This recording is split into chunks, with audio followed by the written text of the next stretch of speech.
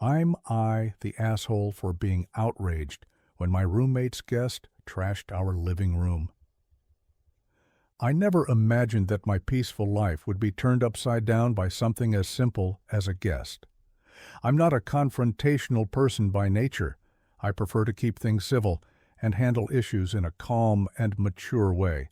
But what happened last week with my roommate's guest completely shook me. And now, after everything that transpired, I'm questioning if I overreacted. I'm Emily, 25F, and I've been living in this apartment with my roommate, Sarah, 24F, for about 2 years. We met during our sophomore year of college, and after graduation we decided to continue sharing a place. It wasn't always perfect, but we got along well. We respected each other's space and boundaries, and it was an easy, comfortable arrangement. Sarah is a good person, genuine, friendly, and considerate. Most of the time she has her act together, but like anyone, she has her flaws. She can be a little disorganized at times, and occasionally she lets things pile up, but nothing major. I always tried to be understanding, knowing that we both had busy schedules and lived in the kind of chaotic world that made it hard to maintain perfection in every corner of our lives. We live in a fairly small apartment, 2 bedrooms, 1 bathroom, a cozy kitchen, and a combined living room or dining area. We've made it work, though, and it's been a space we've been proud of. Our living room is where we spend a lot of our time. It's comfortable and chill. We have a couple of comfy couches, a coffee table, and a few throw pillows. It's a simple space, but it's home. Here's the thing, we have very different social lives. I'm more introverted while Sarah is more extroverted. I don't mind that she has guests over from time to time, especially if it's her close friends or if I'm invited to join. I get that she's social, and it's never been a problem. I'm happy to live and let live, especially when it comes to her friends. However, I've always felt that if her guests are staying in our shared spaces, they need to be respectful. That's where everything went downhill. It all started last Thursday evening. I came home from work around 7 p.m., expecting a quiet night of unwinding with a book or maybe watching Netflix. I walked into the living room and immediately stopped in my tracks. The once tidy and calm space had turned into a disaster. The couch cushions were completely off the couch and scattered across the floor. The coffee table was flipped over, and the contents of the table, books, coasters, a few candles, were all strewn across the room. The rug was bunched up in the middle of the floor like it had been dragged across the entire room. And that wasn't the worst of it. There were empty cans of soda, spilled beer, and what looked like food crumbs scattered all over the floor. It looked like a party had happened, except there was no party. There was no one there except Sarah's guest. At first, I didn't understand what had happened. I stood frozen in place, looking at the mess. And then I heard Sarah's voice from the other room. "Oh, hey, you're home early." I turned toward her, trying to keep my voice calm, but the disbelief was evident in my tone. "Sarah, what the hell happened here?" She walked into the living room holding a half-full glass of wine in her hand, completely unfazed by the absolute chaos. "Oh, that's just Sarah's friend Matt," she said casually. "He was just over for a bit. He's kind of a bit of a messy guy, but I didn't think he'd leave the place like this." I blinked a few times. "He left it like this? You're telling me Matt, your friend, trashed our living room and just left it like this?" Sarah looked at me with that sort of confused expression that made it clear she didn't quite grasp the severity of the situation. "Well, yeah, he didn't mean to. He was just, a little tipsy. He didn't think it would be that bad. I'll clean it up later. Don't worry about it." The words, "I'll clean it up later," hit me like a ton of bricks. This was a common phrase Sarah used whenever something in the apartment was out of place. It was a classic Sarah move, always intending to clean up, but it often meant that later never actually came. I was already getting frustrated. "No, Sarah, this isn't something you can just clean up later. This is not okay." I gestured at the room, which was still covered in the aftermath of Matt's mess. How did this even happen? What kind of guest trashes someone's living room like this and just leaves? She shrugged.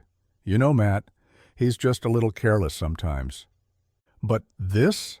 I couldn't help but raise my voice now. This is a disaster.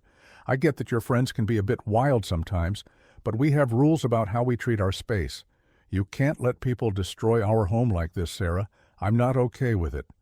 Sarah's face fell slightly, but then she gave me that passive-aggressive, almost dismissive smile that she sometimes uses when she doesn't want to deal with confrontation. Look, Emily, it's not that big of a deal. You're really overreacting. I stood there in stunned silence for a moment, trying to collect my thoughts. Part of me wanted to just throw my hands up and walk out, but another part of me knew that this couldn't be brushed under the rug. I had been patient with Sarah before. I had made accommodations for her lifestyle. I had let things slide when they were inconvenient, but this was different. What do you mean, not that big of a deal? You're saying this is okay? I gestured to the entire living room, still stunned by the extent of the damage. How am I supposed to feel about this? She opened her mouth, but no words came out for a second, and I could see her mind racing, trying to think of the right response. Finally, she spoke up, her voice almost defensive. Emily, I get it, all right? I didn't want this to happen either, but I can't control everything my friends do. He's not my responsibility. I can't babysit him. I couldn't believe what I was hearing. Sarah, you invited him over. You're the one who let him in, and you're the one who's supposed to be responsible for his actions while he's here. If you invite a guest into our shared home, you have to make sure they respect it. That's basic courtesy. She crossed her arms over her chest, exhaling dramatically. Look, I'll clean it up, okay? I'll deal with it. It's not like it's the end of the world. You're blowing this way out of proportion. I took a deep breath, trying to keep my composure. I'm not overreacting, Sarah. This is disrespectful. It's disgusting. And what happens when this continues to happen? Are you just going to keep letting people trash our living space because they're a little tipsy or careless? That's not acceptable. I said I'll clean it up. You don't need to make a big deal out of this, she repeated. At this point, I felt like I was banging my head against a wall. I wasn't even angry anymore. I was just exhausted. I had already had a long, difficult day at work, and the last thing I wanted was to come home to this. I didn't want to spend my evenings cleaning up someone else's mess. I didn't want to feel like my boundaries were being ignored. I turned to leave the room, frustrated, but I paused for a moment. You can clean it up, but I don't want to see this happen again. I don't care how good of a friend Matt is or how careless he is. This can't keep happening. I walked to my room, my heart still pounding in my chest, unsure of what was going to happen next. I felt like my relationship with Sarah was hanging by a thread, and I wasn't sure if I could ever feel comfortable in this apartment again. The next morning, I was already on edge.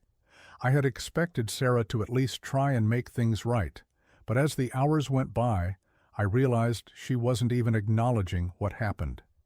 The living room was clean, sure, but the problem wasn't the mess. It was the lack of responsibility. It was the feeling that Sarah wasn't taking me seriously, that she didn't respect my boundaries or my space. When I confronted her again that morning, I tried to stay calm, but my frustration was bubbling over. Sarah, I need to talk to you about what happened last night. She sighed, clearly annoyed, but still willing to listen. What now, Emily? You can't just let your guests destroy our home and act like it's nothing. I'm done with it. I need you to understand that. I already said I'd clean up, okay? Why are you making this such a big issue? She was starting to get defensive again. Because it's not just about the mess, Sarah. It's about respect. If you're going to keep having guests over, you need to make sure they know the boundaries. You don't just let them do whatever they want. She threw her hands up in the air. Fine, I get it. I'll be more careful. Are you happy now? But I wasn't happy. I wasn't sure I could be happy again if this behavior kept going on. That was a few days ago, and things are still awkward between Sarah and me. The guest situation hasn't come up again, but I can't help but feel like there's a lingering tension. I don't know if I'm being too hard on her, but I don't think I'm wrong for expecting basic respect for the place we both live in. Am I the asshole for being outraged and upset about the situation? Was I overreacting? Or did I have a right to be upset?